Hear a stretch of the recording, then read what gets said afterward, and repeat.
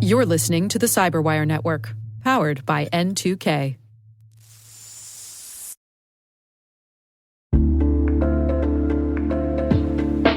And now, a word from our sponsor, Mimecast.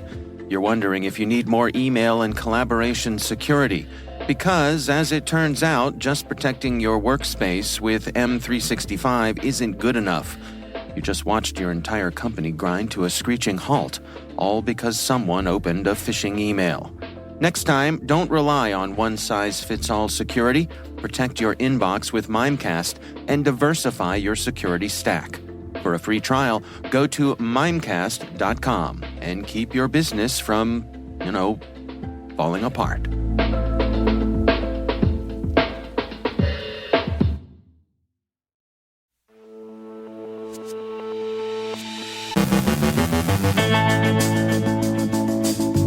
AhRat exfiltrates files and records audio on Android devices. The BlackCat ransomware group uses a signed kernel driver to evade detection.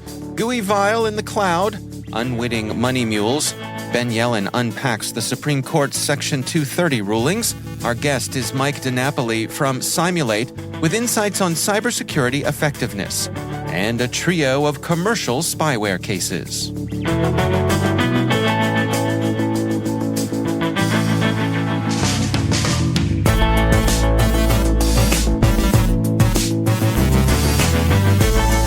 I'm Dave Bittner with your CyberWire Intel briefing for Tuesday, May 23rd, 2023.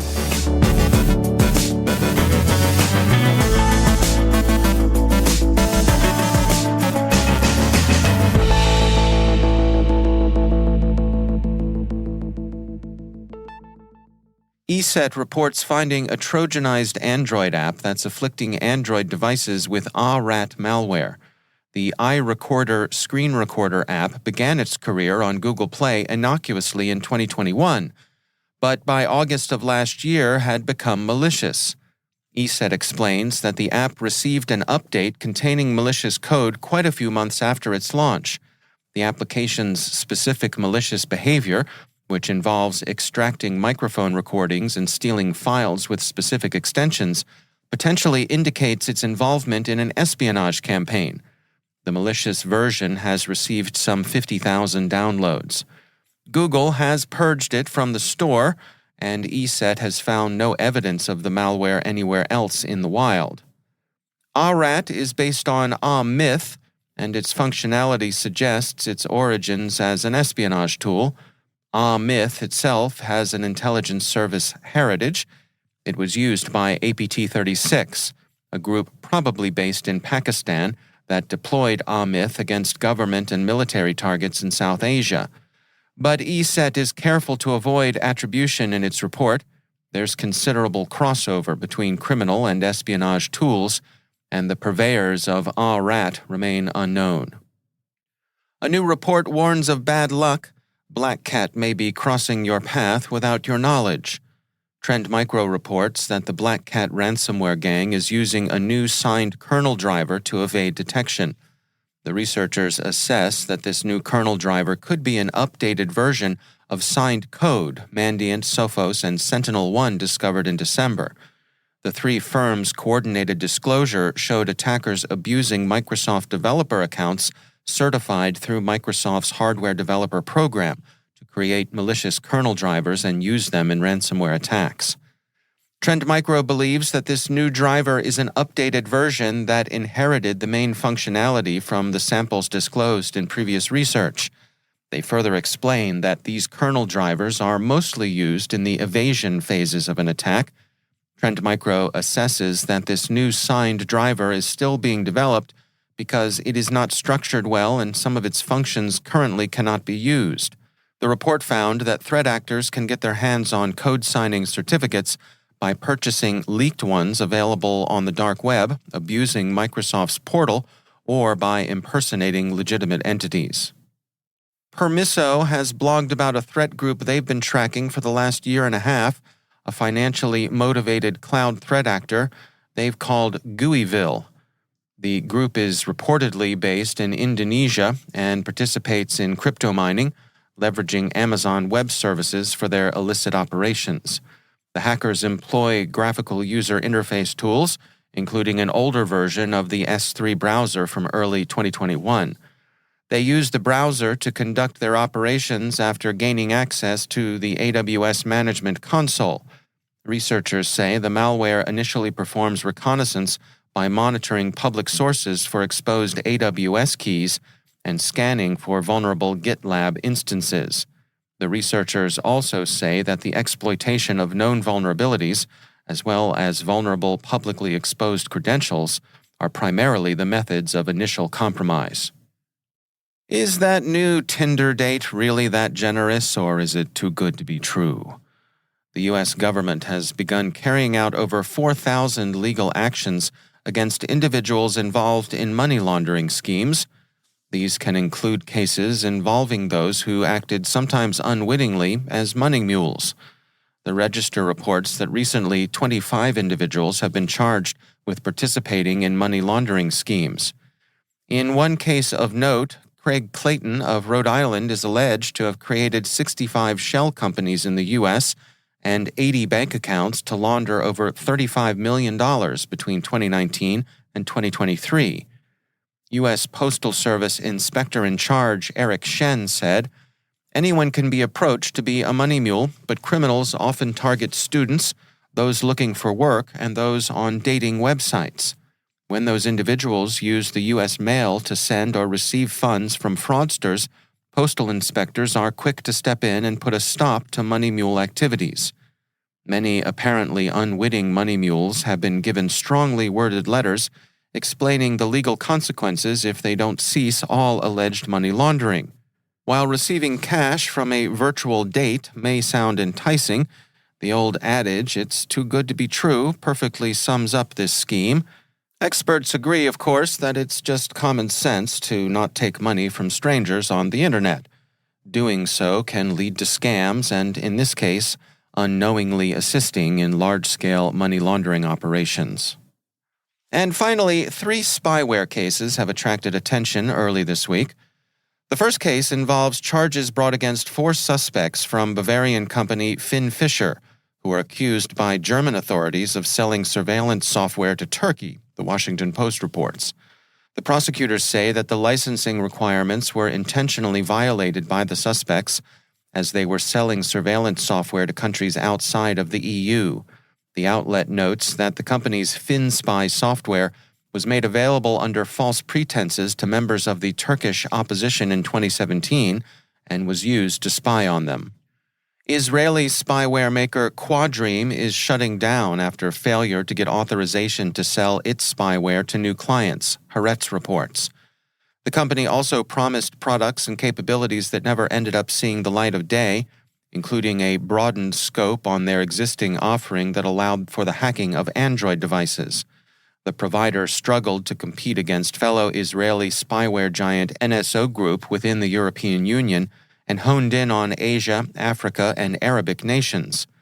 Quadream reportedly held talks with 4 countries, including Morocco, after the NSO Group didn't get the green light to renew their contract with the nation.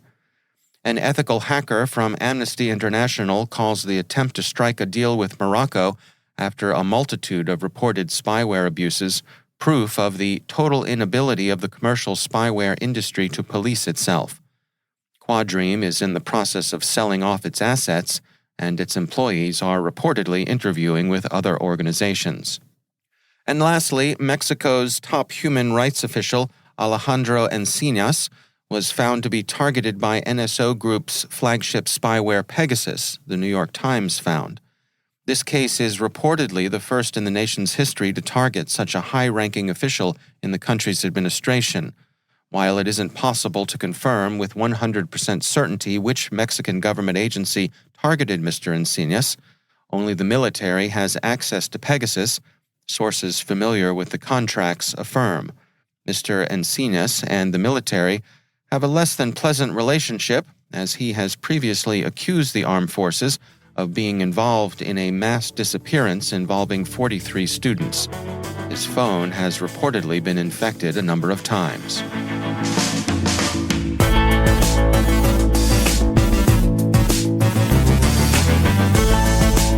Coming up after the break, Ben Yelin unpacks the Supreme Court's Section 230 rulings. Our guest is Mike DeNapoli from Cymulate with insights on cybersecurity effectiveness. Stay with us.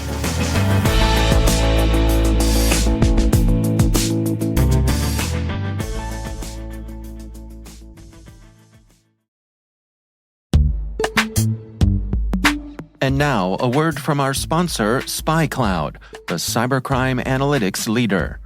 SpyCloud disrupts cybercrime by telling you what criminals know about your business and your customers, so you can take action to prevent ransomware, account takeover, and online fraud. SpyCloud constantly recaptures and analyzes new data from the criminal underground, including credentials, cookies, and PII siphoned from malware-infected devices. With knowledge of the specific data criminals have in hand from InfoStealer malware on managed and unmanaged devices, security teams can respond with a more efficient and effective process called post-infection remediation. Get SpyCloud's post-infection remediation guide outlining the 7 steps for preventing a malware infection from becoming a full-blown ransomware incident. Visit spycloud.com/cyberwire. That's spycloud.com/cyberwire. And we thank SpyCloud for sponsoring our show.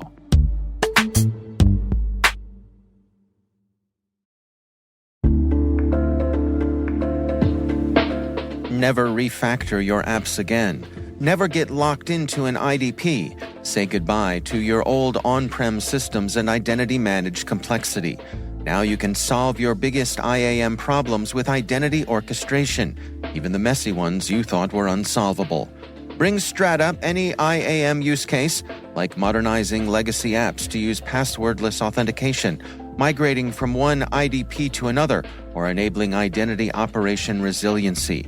Strata's identity orchestration platform is designed to extend the value of your identity infrastructure, no matter the complexity or scale. What's more, Strata's software is lightweight and flexible, developer-friendly, and vendor-agnostic. Want to see it in action? Share your identity challenge with Strata on a discovery call, and they'll hook you up with a complimentary pair of AirPods Pro. Don't miss out. Visit strata.io/cyberwire. That's strata.io/cyberwire.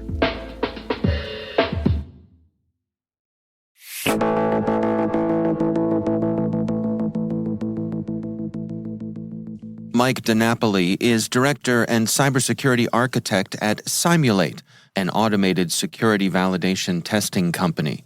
They recently released their annual Cybersecurity Effectiveness Report, and Mike DeNapoli joins us with some of the highlights. So there are 2 major highlights. One is good news. For the most part, security controls are getting better year over year. We looked at the results over the last 3 years to do some comparisons. There was a spike up in risk levels in 2022, but that wasn't unexpected. 2022 is where a lot of the push to permanent remote work occurred.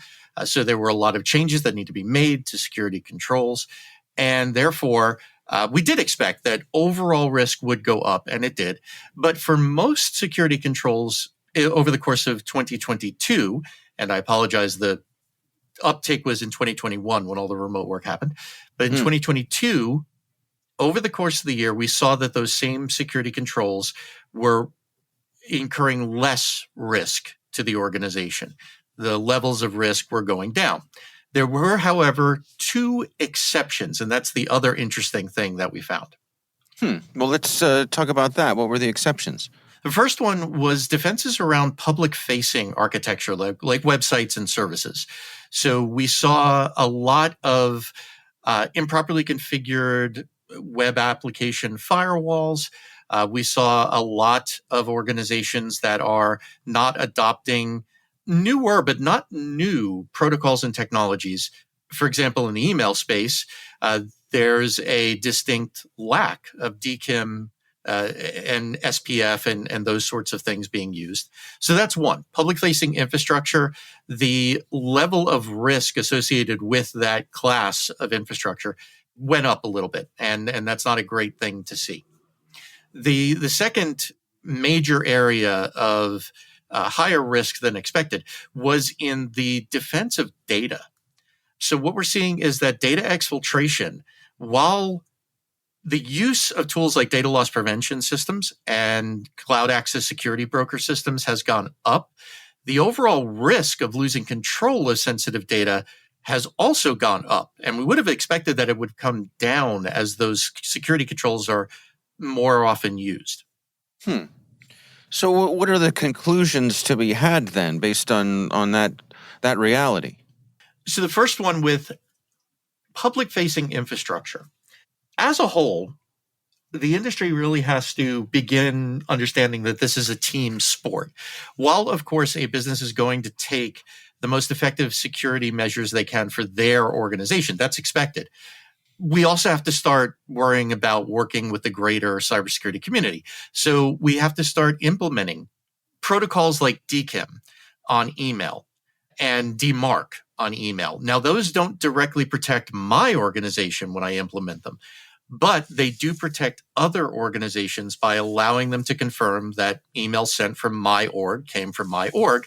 And in return, I get to use SPF, which allows me to do that confirmation when an email is coming in from someone else. But if both sides aren't using these technologies, neither side can benefit. So that's the first thing. Public-facing infrastructure. First off, find shadow IT because there's a lot of websites that are visible that weren't behind a WAF. Second, let's start playing as a team sport, in addition to all of the things that, of course, a business is going to do that solely focus on protecting itself. In the DLP world, in the data loss prevention world, the issue has become the threat actors adapt, and they adapt fairly quickly. They're smaller groups, sometimes individuals. There's not a lot of change control requests and other things going on. So they tend to adapt quickly, and that's what they've done here. What we're seeing is that traditional data exfiltration methods, such as uploading to a Dropbox or a OneDrive, or exfiltration by things like USB, are being quite well defended. However, when it comes to things that cannot be easily blocked at a firewall or a VPN, such as AWS S3 storage, if you block S3, you're blocking about half of the internet. So it's just not easily accomplished in any way. Those methods of data exfiltration are being allowed. And it's because the industry does need to start to move away from group policies and physical restrictions as a sole means of controlling data and start moving to a more hybrid model where we have CASB, we have DLP. They are being tuned on a regular basis to catch new exfiltration attempts and methodologies. So it's not all horrible news.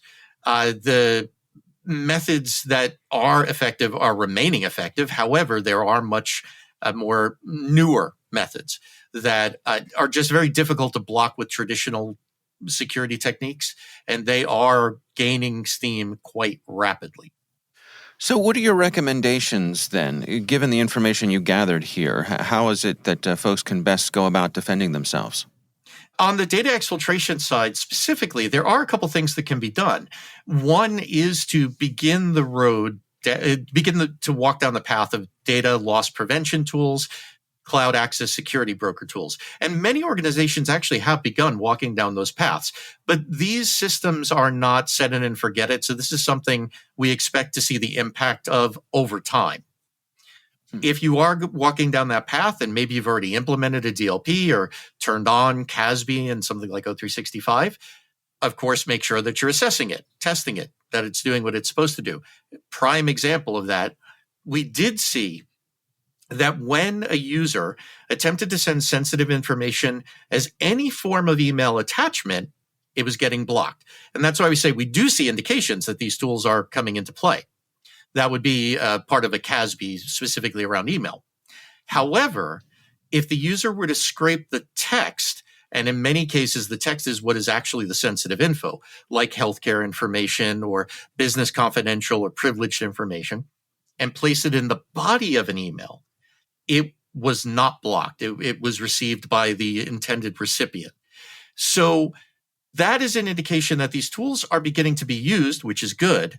but that they're not necessarily being tuned for the methods that threat actors will use, which is bad. So again, none of this is indicating that this is a hopeless situation in any way, but it is indicating that perhaps these tools are not being tested during initial tuning or not being tuned over time. That's Mike DeNapoli from Cymulate.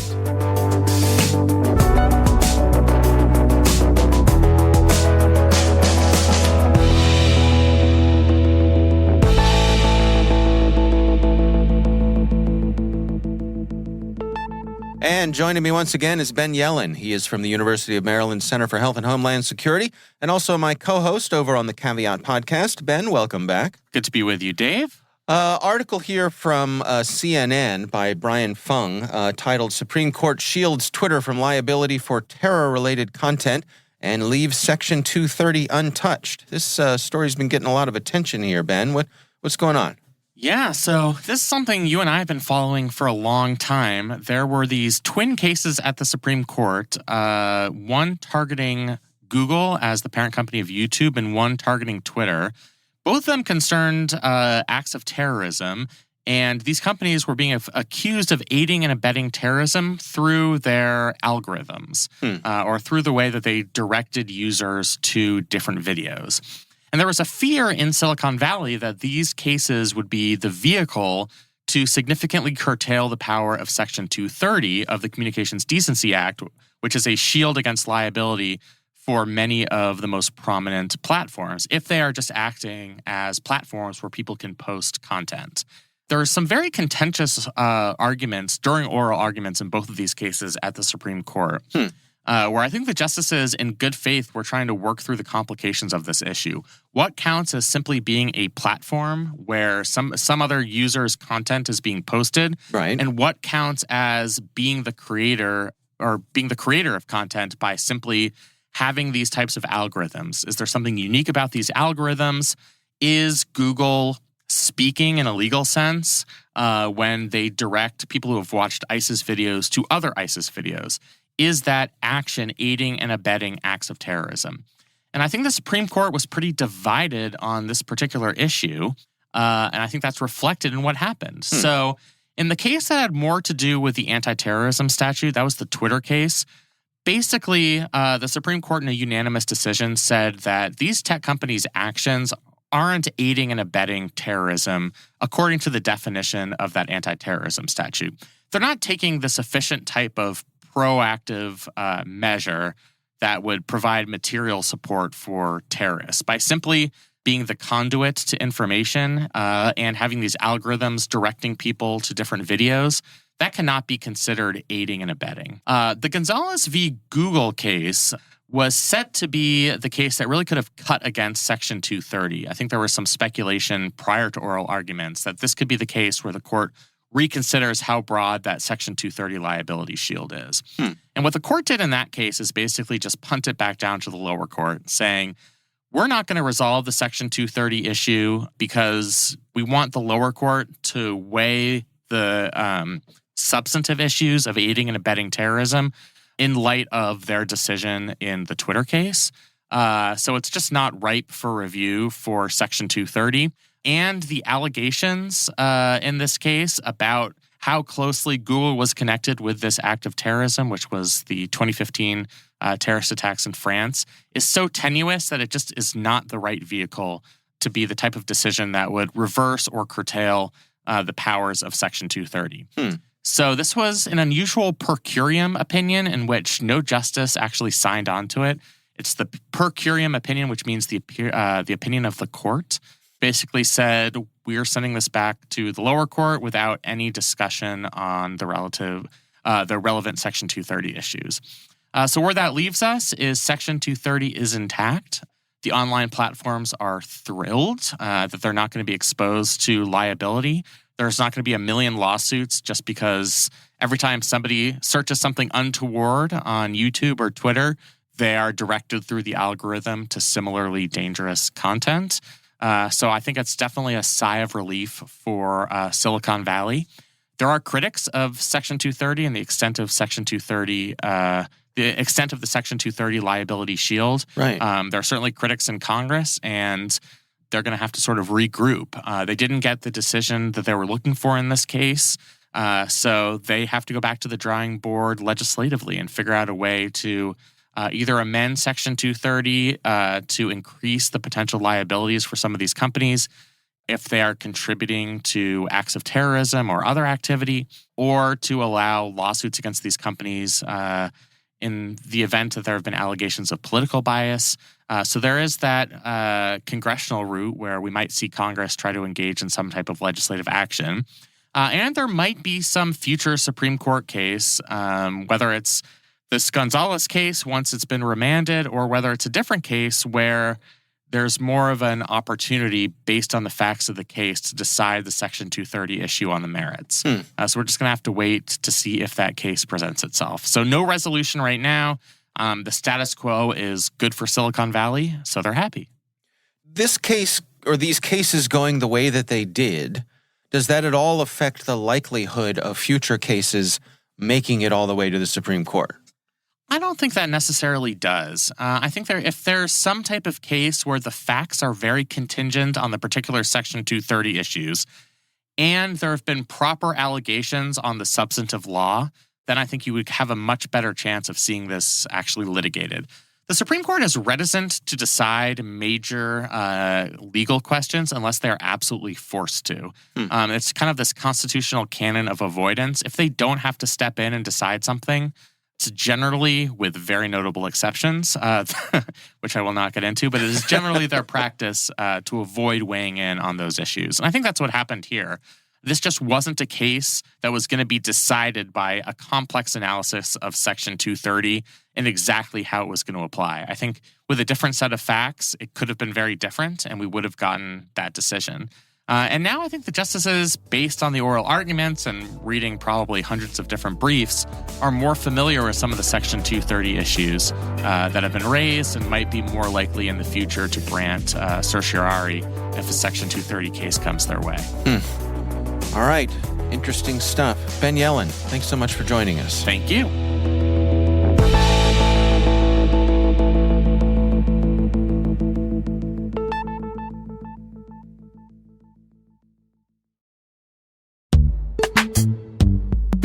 And now, a word from our sponsor, Halcyon. Ransomware is still one of the largest threats facing businesses in 2023. The Halcyon platform was built to stop it through a multi-layered protection approach featuring full encryption key capture, automated decryption, and the ability to prevent other security tools on the endpoint from being unhooked. Learn more about how they're leveraging capsule network-based machine learning to reduce ransomware recovery times down to minutes by visiting halcyon.ai.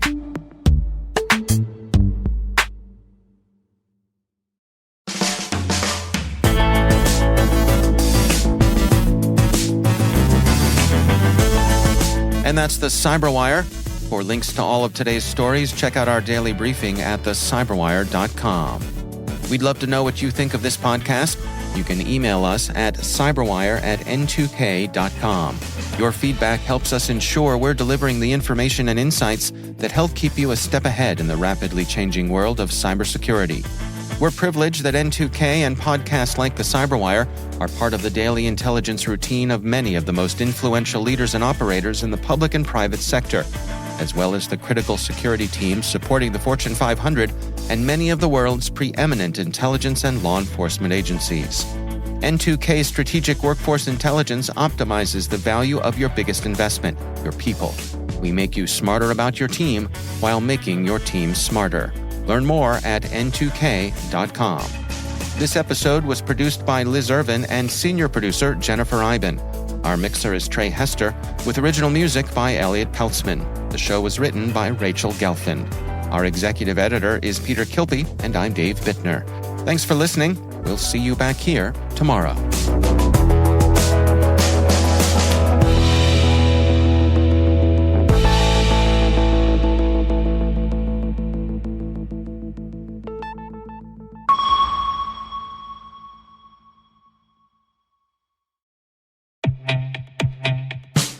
Tired of cybersecurity mega conferences? MWise is different. With a focused agenda and targeted problem solving, MWise is where security's best go to get better. From September 18th through the 20th in Washington, D.C., you'll join a special community of security's sharpest minds, hear perspectives you might not get anywhere else, and reach a new level of mastery that'll prepare you for what's next. Register early and save at mwise.mandiant.com/conf23. That's mwise.mandiant.com/conf23.